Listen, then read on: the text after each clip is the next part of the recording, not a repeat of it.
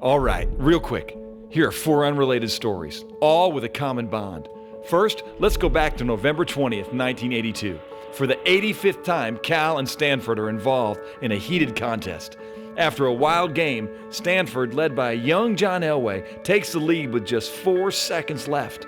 The Stanford fans and band are already celebrating, and why shouldn't they? The game is over. One final play begins as Stanford kicks short to Cal. A mad scramble ensues. Laterals follow near tackles, then a blind over-the-shoulder lateral. A mad race to the end zone. Down goes the Stanford trombonist as the touchdown is scored. The unthinkable happens and Cal wins. As it turns out, it wasn't over. How about this one? Meet the Lillies, Russell and Terry. It's 2001.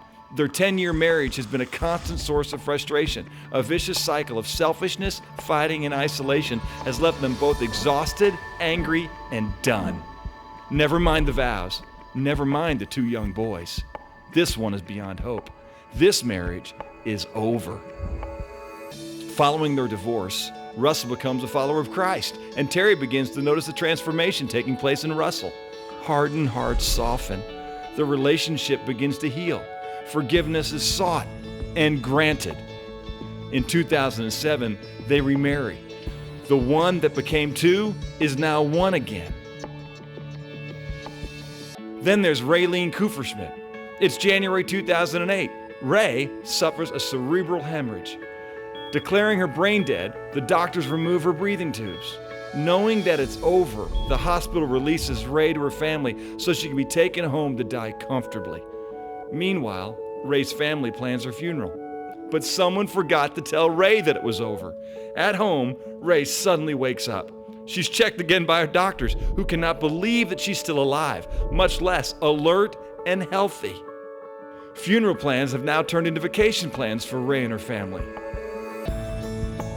Logically devoid of hope, legally divorced, literally dead.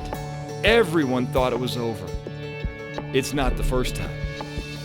Flashback almost 2,000 years. A man claiming to be the long-anticipated Messiah is unfairly accused. Offered up to the lying crowds by a Roman official, the supposed Savior is flogged, mocked, tortured, and beaten. He is nailed to a tree and crucified. He dies and is buried. Hopes that he is the Messiah fade away. It is finished.